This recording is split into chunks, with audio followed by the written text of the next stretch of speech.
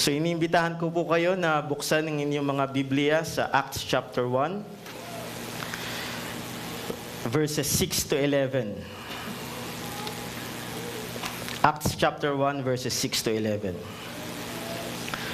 So when they had come together, they asked him, "Lord, will you at this time restore the kingdom to Israel?"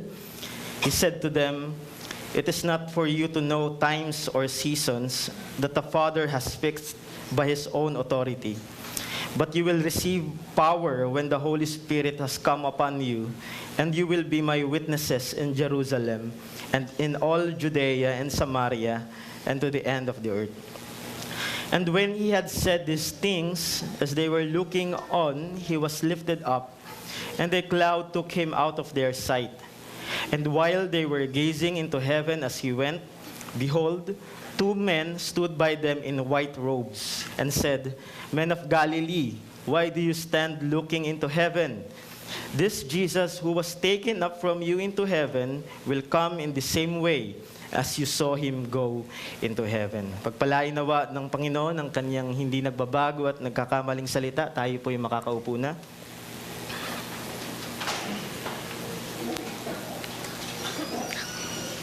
Let us come to the Lord in prayer. Father, salamat po sapagkat Ikaw ay naghahari at ito'y pinapatunayan niyo sa amin sa bawat pagtitipon na meron kami every Lord's Day. Ang iyong bayan ay iyong kinakatagpo, ang iyong bayan ay iyong tinuturuan at ninonorish ng iyong mga salita, at ang iyong banal na Espiritu na siyang ipinagkaloob sa amin ay binibigyan kami ng bagong puso na makita ang kaluwalhatian ni Kristo Jesus, at nag-enable din sa amin ng mamuhay ng may katuwiran bilang mga witnesses ninyo sa mundong ito. Alam namin, Panginoon, na Ikaw ay kumikilos para sa pagtataguyod ng iyong kaharian, sa patuloy na pagliligtas at patuloy na pagbabago ng mundong ito. Kaya't maraming salamat, Panginoon, dahil Ikaw ay tiyak na naghahari, hindi lamang sa aming kalagitnaan, kundi sa anumang dako ng mundong ito. Purihin ka sa pangalan ni Jesus. Amen. Mga kapatid, sa isang war, o mostly sa mga fight and wars, meron tinatawag na the noise of the defeat. The noise of defeat. And usually, sa mga losing side, nag-o-occur yung pinakamalakas na ingay. Marahil ito'y pagpapatunay pa rin na sila ay hindi totally sumusuko o hindi sila totally defeated. Nandyan yung mga kanyon, nagpapaputok pa rin, may mga threats na sinisigaw, at meron pa rin chaos doon sa field. Pero hindi ibig sabihin na merong mga noise o yung mga ingay na yon, hindi ibig sabihin na naririnig natin at nakikita natin yung ganong ginagawa ng isang side, ibig sabihin ay nasa kanila yung victory. Hindi ibig sabihin, yung noise, hindi ibig sabihin nun ay victory. At ganun din yung makikita natin sa kung paano naghahari ang Panginoong Hesukristo. Makikita natin yung sound o yung loud noise ng rebellion. Makikita natin evidently yung corruption. Pero yung loudness ng mga persecution, corruption at mga remaining na sins na ito, hindi ibig sabihin na wala yung paghahari ng Panginoong Hesukristo. Hindi ibig sabihin na defeated yung kingdom, hindi ibig sabihin na defeated si Christ sa kanyang mission. Alam natin, at ito yung ipipresent natin ngayon, that the Lamb is already on the throne, He is seated, at siya ay naghahari hindi lamang sa church, kundi sa lahat ng dako, sa lahat ng sphere, sa lahat ng area ng ating buhay. At isimulan natin ito sa verse 6. Merong tanong yung mga disciples dito, and I believe hindi lang marahil yung mga disciples dito, marami ring mga believers na nakasaksi nito. And they ask, "Lord, will you at this time restore the kingdom to Israel?" Will you at this time restore the kingdom to Israel? Nung ito po'y aking inaaral, napansin ko dahil galing tayo sa sermon doon sa 1st and 2nd Peter, napansin ko yung similarity nito doon sa Matthew 24, kung saan lagi nating nadadaanan yung passage na yon. At yung Matthew 24 is concerning sa destruction ng Jerusalem. Di ba nandun din yung question nila, Lord, tell us when will these things be? Lagi silang interested kung kailan ba mangyayari.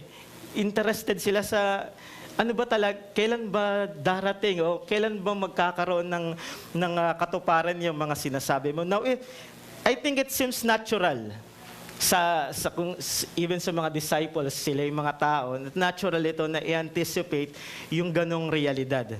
For example, may lumapit ako sa inyo at sinabi ko, aayusin ko yung kwarto mo at magsiset up ako ng gaming PC, tapos lalagyan natin ng home theater. Automatic, yung magiging tanong mo doon, kailan yan? No? Gusto mo agad-agad, no? Next week ba yan? O bukas? So, I think natural yung ganong question. Pero tingnan muna natin, saan nanggagaling yung anticipation na iyon? Saan nanggagaling yung question na yun? Throughout ng history po ng Israel, mga kapatid, paulit-ulit silang nakaka-experience ng conquest and exile under foreign enemies or foreign empires and nations. Kung bakit yung promise ng coming Messiah doon sa 2 Peter, yung promise ng coming king from the seed of David, ay merong mabigat na significance sa kanila. Ito yung foundation ng kanilang hope. Basically, yung expectation ng restoration and redemption ng Israel. Tingnan po natin itong mga ilang passage. Kung meron po kayong mga handout, nilagay ko itong maraming passages na ito at i-scan lamang natin. In 2 Samuel chapter 7, God promised David an eternal throne. Ang sabi niya doon, I will establish the throne of His kingdom forever. And Psalm 2, familiar na yung bawat isa sa atin dito, yung Messiah, conquer niya yung nations o Gentile rulers. Politically, ang sabi doon, ask of me, and I will make the nations your heritage. In Psalm 110, sabi doon, sit at my right hand until I make your enemies your footstool. Until masubdue niya yung kanyang mga kaaway, siya ay nagre-reign. Okay. In Isaiah chapter 9, of the increase of His government, there will be no end. Kita niyo yung progress, yung expansion, sinasabi doon ni Isaiah, the increase, there will be no end. Isaiah 2 and Micah 4, and sabi doon, all nations shall flow to it. Isaiah 11, the earth shall be full of the knowledge of the Lord.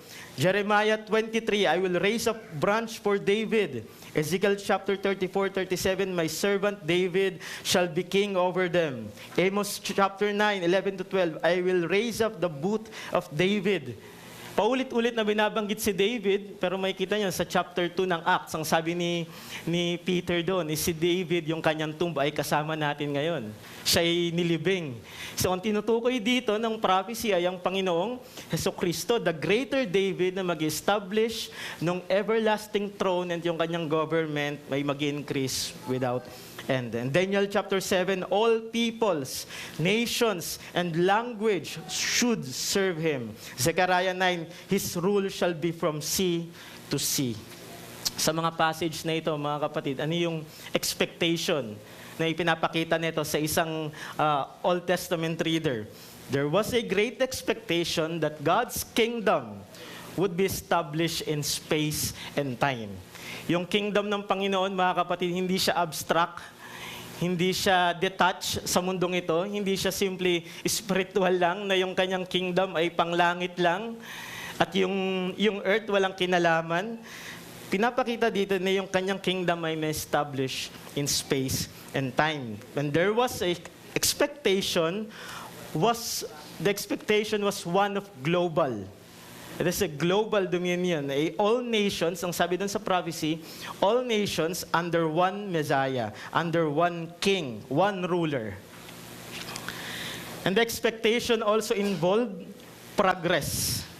Kaya hindi ibig sabihin na nakakarinig tayo ng noise of war, yung mga corruption, nakikita natin na na may mga tila bad news, hindi magandang news sa ating bansa, isipin natin, tila defeated yung kingdom o defeated yung Christianity. The expectation also involved progress. Kung maalala nyo doon sa Exodus chapter 23, ang promise ni Yahweh kay Joshua, patungkol doon sa mga Amorites, sa mga Hittites, sa mga Perizzites, alam ni Yahweh na sobrang ingay ng mga ito. Yung practice, yung culture na meron sila. Kaya sabi ni Yahweh sa kanila, you shall not bow down to their gods, you shall serve the Lord your God, at huwag kayong makikiayon sa kanila. And this is the promise, I will not drive them out from before you in 1 year. Hindi ito biglaan. Lest the land become desolate and the wild beast multiply against you. Ang sabi ng Panginoon sa kanila, verse 30, little by little, I will drive them out from before you until you have increased and possess the land. So there you have yung promise yung expectation ng progress and increase of His government, there will be no end. So this expectation, brothers, is now to be confirmed and sealed by Christ's ascension.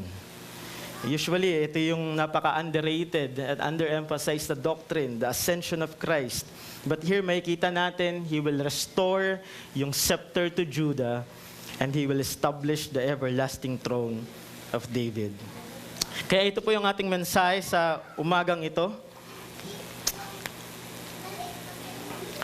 The ascension of Christ proves His rule and reign will have no end.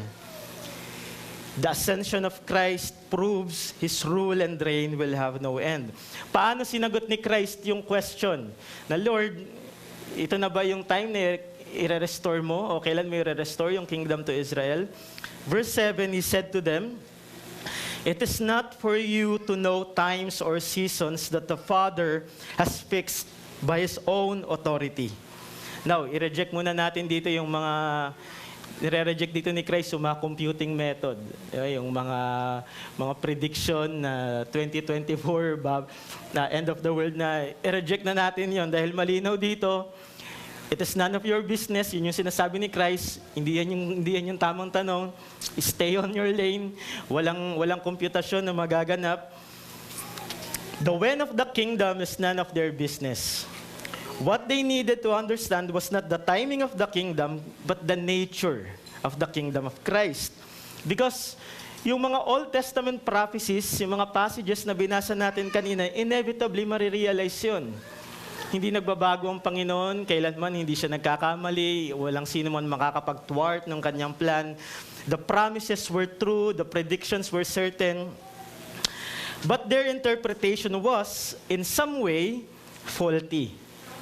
Sa inyong mga handout, may dalawa tayong at least na pinrovide dyan. First, yung mga disciples, ine-expect nila na yung restoration ay Israel-centered, political restoration. Kaya kung isipin mo, yung question dito, paanong i-restore ni Christ yung kingdom dun sa present ruler ng Israel? Mga self-righteous Pharisees, kagaya ng mga dinaanan kanina, binanggit sa atin ni Deacon Ed, the proud leaders of that age, the very man who rejected Christ and delivered and killed by the hands of lawless man, i-restore ni Christ ito doon sa present rulers ng Israel.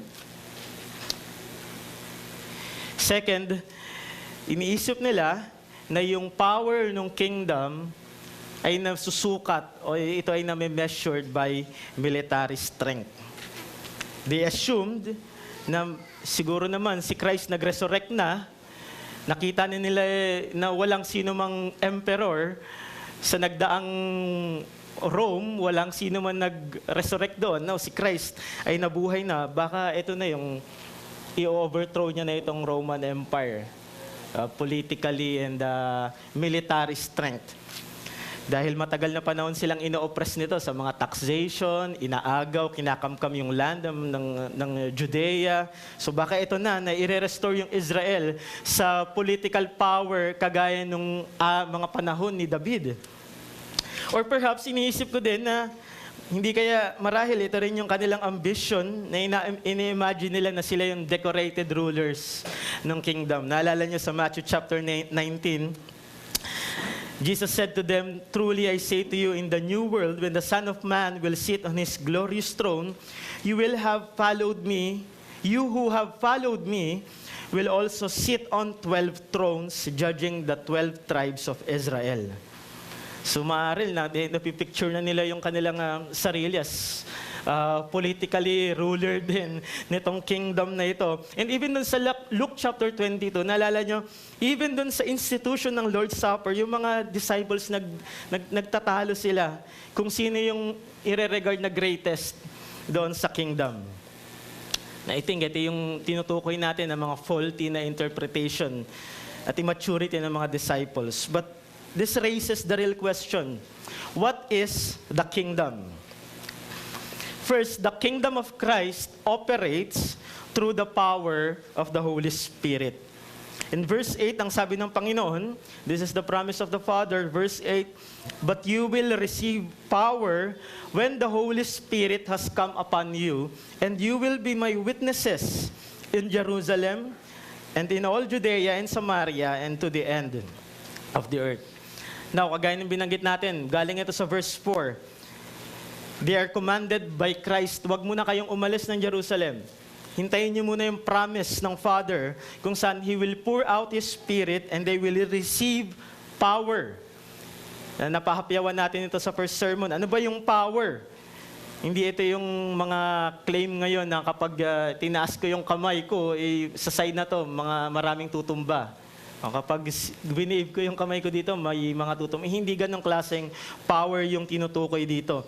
Although maraming mga passages na may encounter natin dito sa Book of Acts, na yung power ay may reference talaga sa mga miracles, sa healing, yung fire na naglagay sa kanilang mga ulo, yung mga miracles na ito. Pero in other passages, ito rin ay tumutukoy sa power to speak boldly. At yung dalawang yun, makikita natin sa Acts chapter 2. Pero interesting kasi yung sabi ni Christ, "You will be my witnesses." Nagulat siguro yung mga disciples dito. Teka lang, ang iniisip namin ay military conquest. Parang dati tayo yung binubuli ng Rome. Iniisip ko sa reign ni Christ, unstoppable tayo dito. Or kami yung decorated rulers. Pero bakit witnesses? Bakit sinabi ko na tila, wait lang, bakit ganito yung mangyayari? Ano ba ibig sabihin ng witnesses? Sa original language, yung familiar sa mga Greek language, yung witnesses ay martyrios or martus. At ano ibig sabihin nun? Martyr. So, kung ako yung disciple, sakala ko parang conquest na ito at revenge na sa mga bully nations. Pero bakit martyr? Martyrdom. So Christ is calling them to martyrdom. Ibig sabihin yung pagtawag sa kanila ng Panginoong Jesucristo sa paghahari niya, it's a call to die. Tinatawagan sila na mamatay para sa Panginoong Jesucristo. And I think it begins to sink what Christ had said to them. Luke also in chapter 9, very familiar kay dito, verse 23, "Deny yourself and follow me. Whoever loses his life for my sake will save it."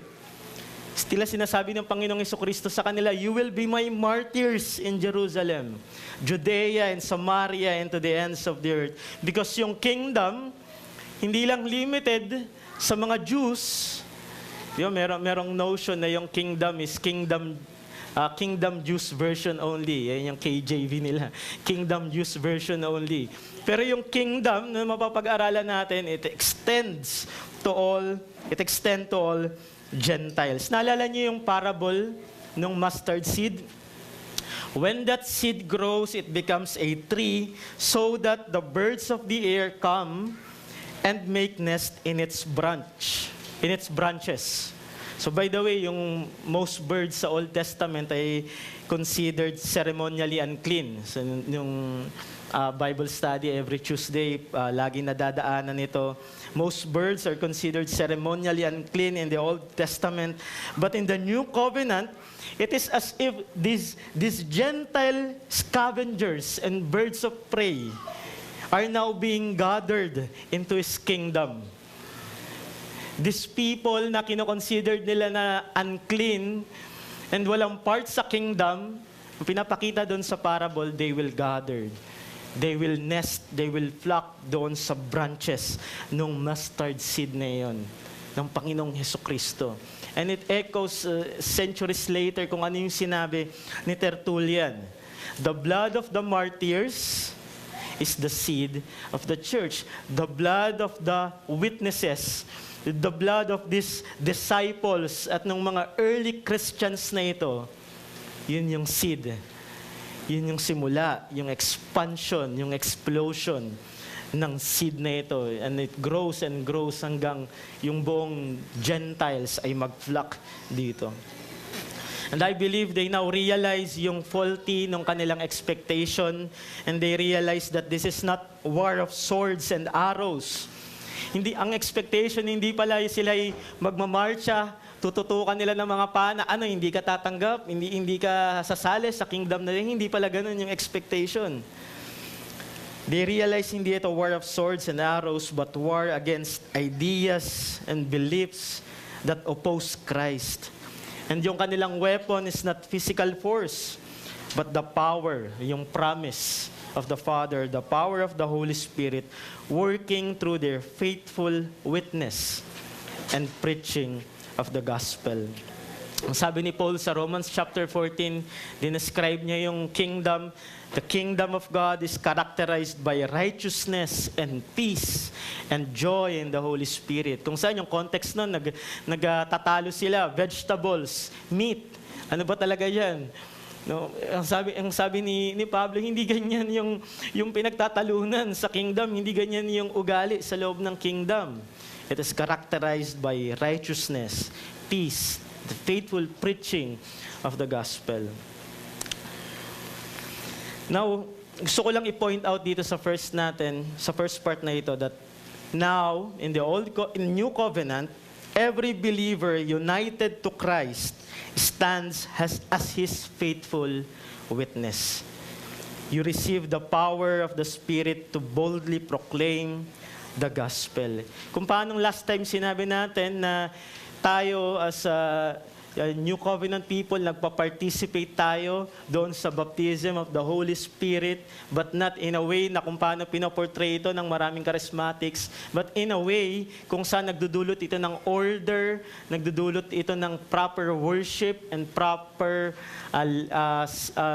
right life and sanctification. Ang nagko-continue is hindi yung practice, hindi yung office, kundi yung apostolic life, yung pamumuhay according sa gospel. So this is not the charismatic claim of power today, as you can activate or expect regularly as a spiritual status.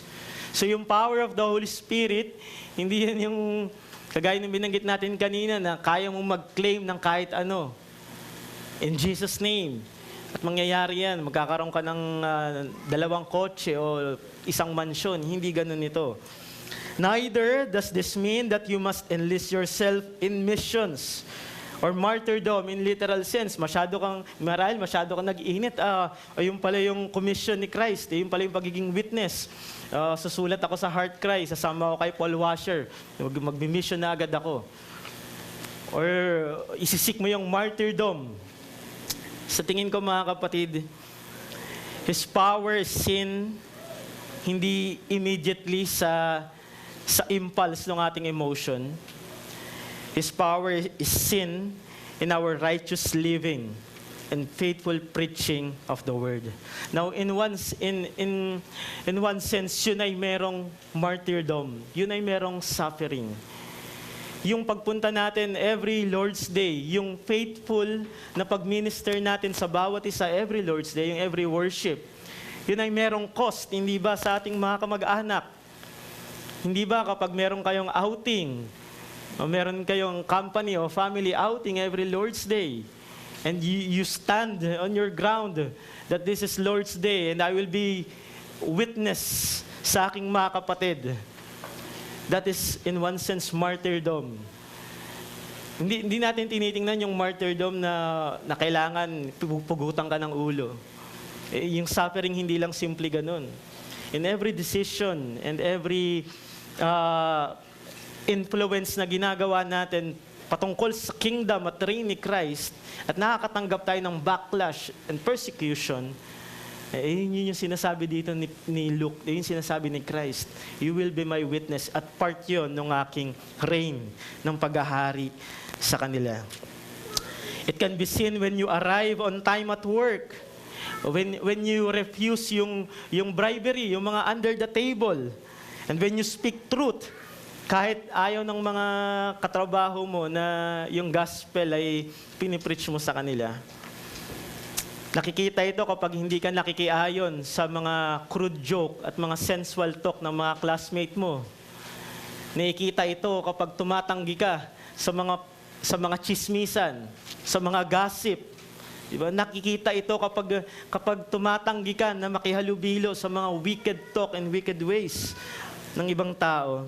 And it is sin when you preserve your purity in a world that treats it as something disposable. Mga kapatid, hindi lang ito simple na yung mga bagay na hindi mo ginagawa, kundi yung mga bagay din na dapat nating gawin. It is sin when you share the gospel with your friends, sa iyong mga co-workers. It is when you proclaim sa inyong mga family gatherings, sa inyong mga family worship, when you speak the truth even sa social media. Then sinasabi ng maraming iba na yung Facebook, social media, huwag ka mag-share dyan, hindi dapat yan, sa church mo na lang yan. No? And when you confront heresies and errors. Sa chapter 2, may encounter natin yung mga mockers doon. Minamak nila itong mga Christians na ito na ang aga-aga, lasing agad itong mga to. Kinonfront ni Peter yung mga mockers na yon. He is ready na i-confront yung mga errors ng taong ito at tinuro sila na ito yung pangako, ito yung promise sa Old Testament. That this is the promise of the Father. And doon niya pinreach yung kanyang sermon. So I challenge you, brothers, sa unang part na ito, to avoid being a nominal Christian. Ano ba yung nominal Christian? One who attends church, orthodox in doctrine, perhaps speak theologically, and even serve in visible ways. But yung lordship ni Christ, it does not meaningfully govern their public life. It does not seen, hindi ito visible sa kanilang public work. Hindi ito nakikita sa kanilang ethics, sa kanilang speech. A nominal Christian is sa pangalan lamang.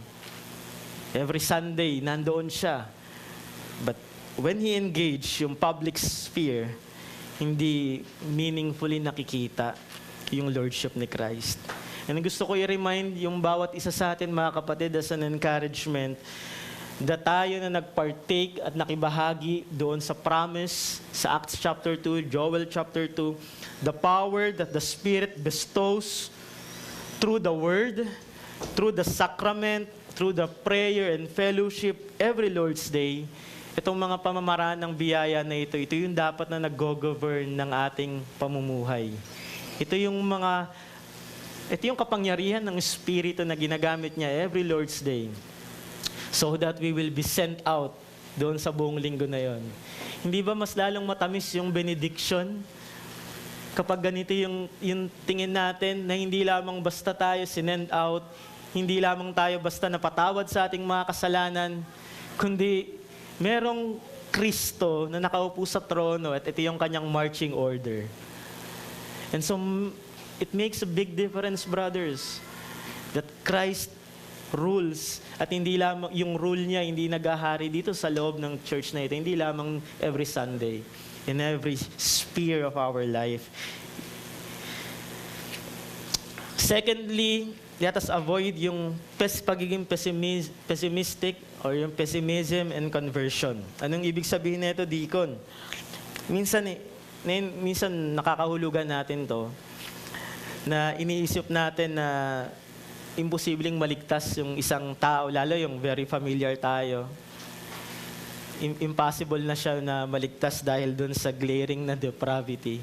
Lalo kung may mga kamag-anak tayo, kung minsan sabihin natin, nako, kahit anong pray mo dyan, kahit anong share mo dyan, hindi na makakakilala yan kasi matigas na yan.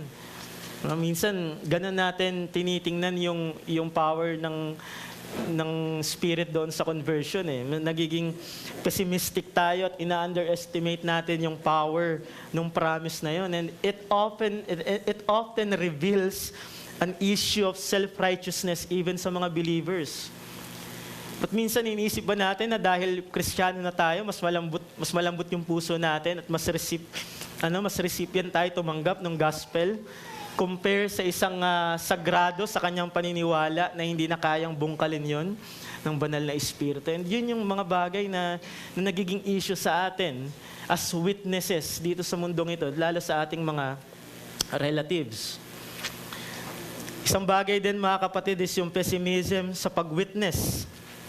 We think we are not the right person dito sa job na ito, sa task na ito, na nung kinamand ng Panginoong Jesucristo to disciples, all nation, and even yung family mo and yung mga relatives, sabihin natin na wala akong gift para sa preaching. Hindi naman ako pastor, hindi naman ako deacon, hindi naman ako nagpipreach. So wala akong gifts dyan. So technically, in terms ng office, totoo yun, nandun yung duty ng preaching sa mga pastors. Pero kung sa case ng witnessing, sa case ng gospel explosion, at sa case ng pag-advance ng gospel, lahat ng mananampalataya, in fact, one of the basic gifts of a believer is to share the gospel. At yun yung sense ng anointing na pinag-aralan natin last time. Hindi yun pa sa time natin, hindi yun yung supernatural na magkakaroon ka ng tongues of fire at magsasalita ka sa ibang lengguwahe. Na-translate na ito sa kanila. And yung anointing sa iyo ng banal na espiritu is to preach faithfully. Kung ano yung na-witness mo, kung ano yung na-receive mo. And so preach what you have received. You have received mercy and grace. Tama? At paano mo ito natanggap? Ito ba ay by works? O ito ay by faith alone? Ito ba ay tinanggap mo sa pamamagitan ng sinong Diyos? Or sa pamamagitan lamang ng Panginoong Jesucristo? So, yung witnessing na tinutukoy dito, kaya maganda na pag-aralan natin last time, si Kristo ay pinakita sa kanila yung kanyang sarili, He presented alive to them. Ang pinipreach ngayon ng mga apostles is kung ano yung na-witness nila. Hindi sila nagpipreach ng supralapsarian, hindi sila nagpipreach ng mga theological na napakalalalim para sa mga Gentile believers na ito. Ang pinipreach nila, si Kristo ay nabuhay, siya ay nagahari, therefore repent and be baptized. Yun yung preaching, yun yung message ng mga disciples. Sa atin dito, mga kapatid, alam nyo sa Pinas, luxury yung pag-witness. Sa ibang bansa, alam natin, very persecuted yung mga kapatid natin. Nandun yung martyrdom para sa kanila. Pero sa atin, luxury sa atin itong pag-witness na ito. Malaking privilege ito na kaya mo itong i-share. May pagkakataon ka na i-share ito sa iyong mga kapatid, relatives sa bahay, sa iyong mga co-workers na walang nakatutok sa inyo na baril. And so let us be reminded sa mga blessings na meron tayo. Even sa ating country, kahit nakikita natin na may mga sigalot, but still yung blessing ng Panginoon to faithfully preach the gospel at maging witness tayo, ito ay parte ng pangako sa Panginoong Jesucristo. So the kingdom operates through the power of the Holy Spirit, through our faithful preaching and faithful lives. Secondly, the kingdom of Christ is gloriously revealed through His ascension. Verse 9, and when He had said these things, as they were looking on, He was lifted up, and a cloud took Him out of their sight. Sinabi natin mga kapatid kanina that the ascension is an event that is often underemphasized. Even yung scripture ay pinapakita ito na it is a massive, redemptive, historical event. Kasi nakikita natin na yung ascension parang filler lang dito sa Acts chapter 1. Na bago yung Pentecost, si Christ simply kinuha lang nung ulap, tapos tinago na siya, umakyat, nandun na sa langit. Parang tinitingnan ng marami na filler lang ito. But brothers, yung ascension, it is not simply going up. It is not simply na nagtago siya doon sa clouds. Ascension is a royal and divine enthronement of Christ. Yun yung ascension. Hindi ito simply umakyat siya. Ito ay royal ascension. Ito ay divine enthronement ng Messiah. It is when a king ascends and sits on a throne after defeating his enemies and winning the war. And in the case of Christ, He defeated sin, He conquered death, He conquered Hades. Diba yun, kaya siya yung anointed one? Diba yung anointing? Ito yung empowerment ni Yahweh sa mga certain people, tapos makakagawa sila ng mga bagay na hindi kayang gawin ng ordinaryong tao. And Christ is the anointed one. Ginawa niya yung mga bagay na hindi lamang ordinaryong tao, hindi nila kayang gawin, kundi maging yung mga rulers, yung mga emperors, hindi nila kayang i-conquer. At yun yung sin and death. At yun yung kinonquer ni Christ. And more than that, ang report ni Luke dito, He was lifted up and a cloud took Him out of their sight. Hindi ito yung ordinary or regular cloud, mga kapatid. Ito ay standard imagery ng theophany. Ito ay cloud of glory. Ito ay nagpapakita ng divine presence ni Yahweh, ng Diyos. And Christ is Yahweh. At yung divine glory ni Christ, kung paano itong nagdidwell doon sa temple, kung paano ito nakita doon sa kanyang transfiguration, kasi ito yung imagery doon sa kanyang ascension, sa kanyang enthronement. This cloud of glory displays that someone ascends and sits on the throne of heaven and rules over all creation. Daniel 7, verse 13. I saw in the night visions, and behold, with the clouds of heaven, there came one like a son of man. And he came to the Ancient of Days and was presented before him.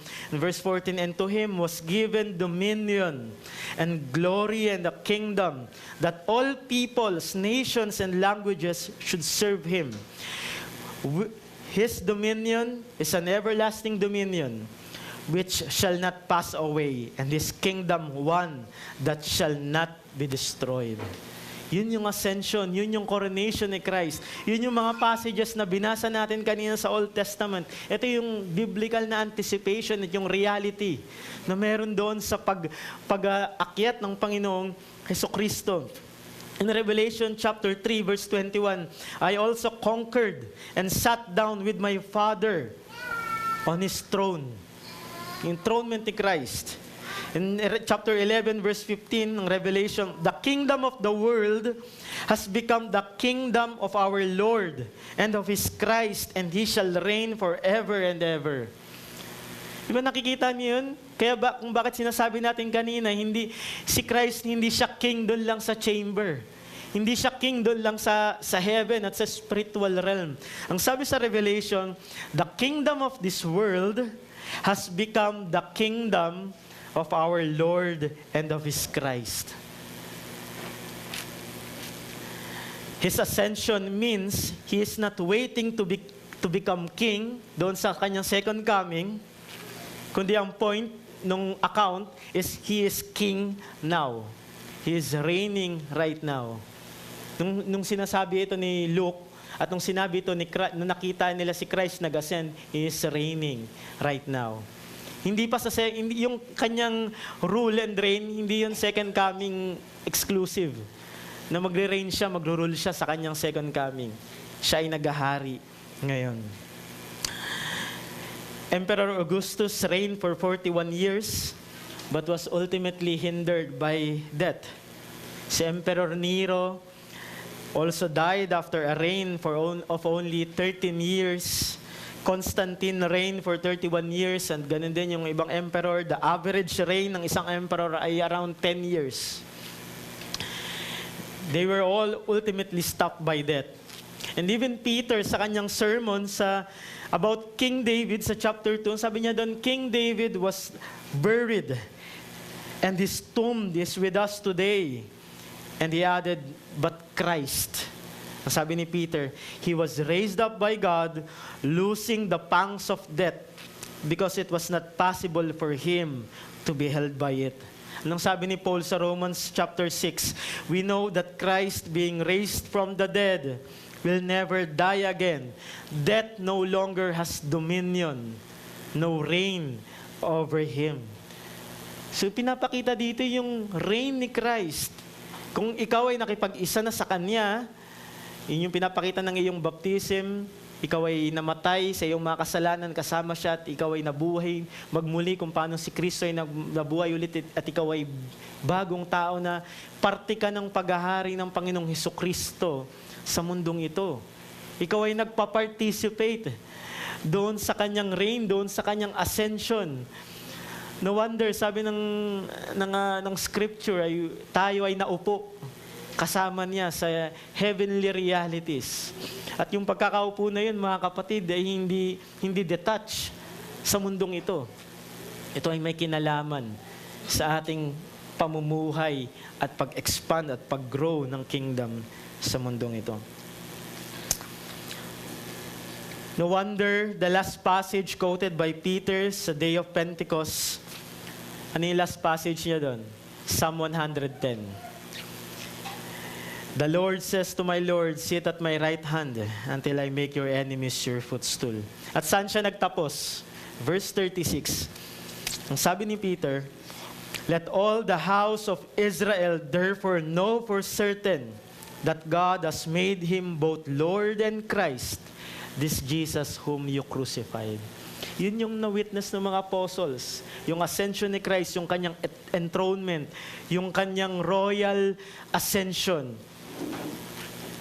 He is both Lord and Christ. He is both Lord and Christ, this Jesus whom you crucified. No, gusto ko munang manawagan sa aming mga bisita. Kung ikaw ay wala pa sa Panginoon at hindi mo nakikita ang iyong sarili na pinagaharian at ikaw ay patuloy na tumatalikod sa panawagan ng Ebanghelyo, gusto ko kitang paalalahanan, kaibigan, na merong hindi may iwasang tagpo sa iyong buhay at ito ang kamatayan. Death is inevitable and you will die because of your sins. At ano yung pinangaral sa atin ni Brother Eze dun sa passage sa Hebrews, it is appointed for man to die once and after that, judgment. And ultimately, napakaganda dahil inugat ito ni Brother Eze sa resurrection ng Panginoong Hesukristo. Na yung paghahari ng Panginoong Hesukristo, yung kanyang resurrection, ay ang pagpapakita ng kanyang paggapi sa kamatayan. At ito yung hanapin mo. Ito yung pag-asa na tindigan mo. Na ang kamatayan ay nilupig na ni Kristo Jesus. Sapagkat ito ang pinakamalaking problema mo. Ang kamatayan. Walang sino mang emperor yung nakagapi nito, si Kristo lamang. Pero sa aking mga kapatid, nais kong magwakas dito sa isang hamon, let us avoid pessimism about the world. Kung ina-avoid natin yung pessimism sa conversion, sa pag-witness, let us avoid pessimism about the world. Pessimistic na ba tayo sa Pinas? Hindi sana, mga kapatid. Yung pessimism about the world, ang sinasabi nila is, the world is irredeemably decaying until Christ return. So kung lagi nyo naririnig, pasama na ng pasama, wala na tayong magagawa. And so, magtago na lang tayo sa ating mga social chambers, sa every Sunday na lang natin ipakita yung rule ni Christ. Now, we must always bear in our mind the importance of Christ's ascension. The church marching order to Christianize, to disciples all nations, comes from the victorious king. So therefore, we must recalibrate yung ating eschatology. Recalibrate it according to what the apostles saw and witnessed. Ano ba yung nakita nila doon? Christ is enthroned. Christ is seated at the right hand of God. Christ the King is not confined to His chamber. Yung isang king na lagi lang nasa kanyang kwarto, inevitably yung kanyang city makikita niya na lang, hindi sa kanya. Dahil meron ng bagong banner na malalagay doon. But Christ is not confined sa kanyang chamber. Christ is rallying His people. Kung bakit yung picture nga ng New Testament that even yung gates ng hell shall not prevail against the church, it is because Christ is not simply reigning sa heaven. Di ba? Christ is King, heaven, earth, and hell. That is why even the gates of hell cannot prevail against Christ, against His church. He is not king na nakakonfined lang sa spiritual reality o sa isang chamber. He is reigning now, rallying His people through the Spirit until all His enemies bow the knee. Alam niyo mga kapatid, gusto kong magwakas sa isang case na ito. Hindi ito yung reign ni Christ at yung pag-topple o yung pag-footstool ng mga nations. Hindi ito mystical na abstraction sa mga early Christians na ito. Our church fathers saw it in their time. Back then, they were the minority. Diba? 12 packs. Kumbaga, ang binok ni Christ noon, 12 packs lang. Ang binok ni Christ ngayon is multitude. Ilan yung members natin sa church na ito? Binok tayo ng Panginoong Jesucristo. Pero back then, 12 packs lang. And later, a small group of commoners against two greatest enemies of the Christianity, Israel and Rome. Yet, iniisip nila na hindi sila dehado doon. Tinitingnan nila yung kanilang mga sarili as victors, as conquerors, through Him who is now seated on the royal throne. At pinakita ng history sa atin ito, pinag-aralan natin yung 2 Peter, the old covenant Israel and all its apparatus was destroyed in 70 AD. 300 years later, Caesar and his empire bowed the knee to King Jesus. At ngayon, maraming mga iglesia, iniisip nila, defeated yung kingdom, defeated yung Christianity. Bakit kaya? Marahil, mas binabasa nila yung mga headline news kaysa sa kanilang Bible. Liberals and woke culture established their ideologies in our society, whether it's government, whether sa family and school, nag-gain sila ng ground. Bakit kaya? Because much of modern evangelical theology has surrendered vast areas of public life to the unbelieving world. Many churches have reduced Christ's reign to the private and ecclesiastical sphere. Tinatarato nila na yung reign at yung kingship ni Christ, He is King of the church, but not practically confessed as King over nations. Tinitingnan natin na hindi si Christ yung King ng China. Tinitingnan natin na si Christ ay hindi King ng North Korea, hindi siya yung King ng Senate, hindi siya yung King ng Pilipinas. And so dahil doon, may surrender. Itong mga areas na ito, hindi siya yung King ng DepEd, hindi siya yung King ng school. And so they gain ground itong unbelieving world because we surrendered it to them. And this has bred pietism and mysticism. Itong kind ng Christianity na concern na lamang sa inward devotion, pero nene-neglect yung claim ni Christ sa lahat ng structure, sa lahat ng order. And this is a great disservice to Christ and His kingdom. In the first 300 years ng church brothers, The battle was both external and internal. Yung battle nila doon, hindi lamang sa loob ng church, political yung battle. Ano yung claim ng Rome? Kaiser Curious, Caesar is king. Pero ano yung sinashout ng mga disciples na ito? Christ is king. Christos Curious. He is king. Hindi lamang external, internal. Yung mga heresies, binabattle nila. Every sphere of their life is a war zone. Ganyan yung namuhay in first 300 years. And even yung mga sumunod, every sphere of life is a war zone. Politics, family, iba yung slavery, even yung mga entertainments nila, ito ay lahat nire-revolutionize ng Christianity. Hindi ko maalala lang, nag-pop up lang sa akin ngayon, merong isang emperor na inatasan niya yung kanyang general to magbigay ng account. At ang sabi nung emperor na yon, na ano siya, nagugulat siya, tsaka parang, ano ba yung, hindi ko ma-describe, parang naiinis siya. Dahil yung Christianity sobrang nagpo-flourish doon sa empire. At kahit ang tinatry kasi nila, ipaghiwa-hiwalay sila. Diba? Parang family. Na pag tinarget mo yung father, tinarget mo yung mga anak, ganun yung approach nila. Ang hindi maintindihan ng emperor na ito, ang sabi niya, yung kanyang hindi ko maintindihan, sino ba yung nagturo? Sino ba yung leader ng mga to na nagsabi sa kanila na magkakapatid sila? Sino ba nagsabi na merong kingdom, na merong place yung kanilang king at merong kingdom itong mga ito? So, kung makilala niyo sa yun, pwede niyong sabihin mamaya, pero nakalimutan ko yung name. Yun yung kanyang parang pagkadismaya sa kanyang reign, na merong nagturo sa mga taong ito na magkakapatid sila. At meron silang kingdom, merong inheritance. Pero later, nakita nila kung paano unti-unting ni-revolutionize ng mga magkakapatid na yon yung kanilang society.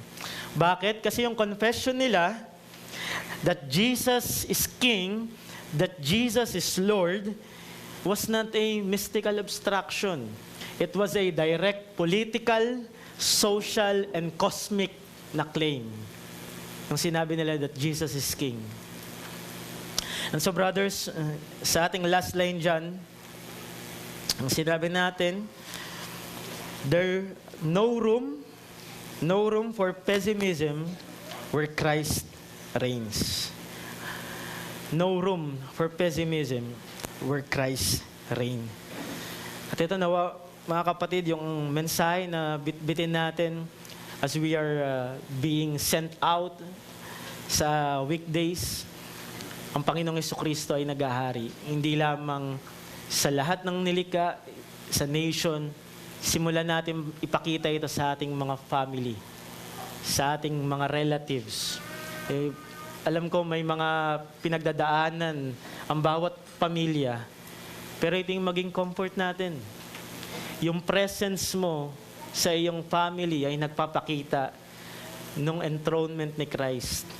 As long as yung family na yon ay nagsiserve kay Yahweh, kay Christ, ang kanyang promise, siya ay naghahari. At walang sino mang makakaagaw nung seed na yon, nung kanyang salita. Walang sino mang makakapagbungkal nun, sapagkat ang nagtanim nun ay ang Panginoon. And it will grow hanggang sa next generation ng inyong family, hanggang lahat ng mga nations and Gentiles ay magpa-flock doon. So tayo po'y manalangin mga kapatid. Salamat Panginoon sa iyong kabutihan, sa strength na meron ng bawat isa sa aming pakikinig at pag-labor sa inyong word. Tulungan nyo kami na huwag ma-take for granted ang iyong reign, ang iyong rule, because we should act accordingly sa kung paano nyo kami tinawag. Yes, tinawag nyo kami as witness, as martyrs sa mundong ito. At dapat makita namin yung weight na iyon. Dahil maraming beses na tinitingnan niya na something na na mag-witness kung saan green yung pasture, na mag-witness kung saan masaya at maalwan sa aming mga oras. Kundi ipakita nyo sa amin yung weight ng witness na yon, that it requires sacrifice sa aming life. It requires na mag-stand kami sa aming sa scripture.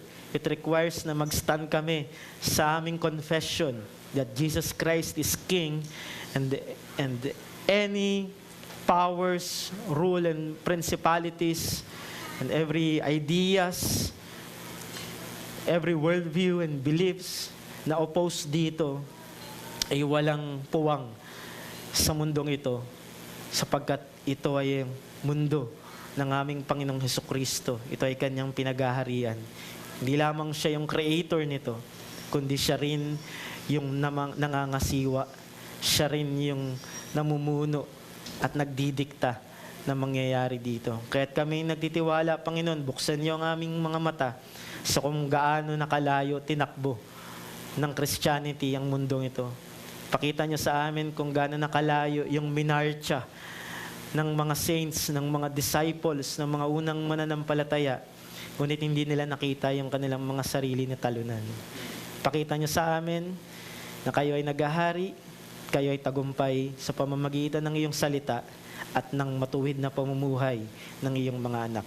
Salamat po sa pangalan ni Jesus. Amen.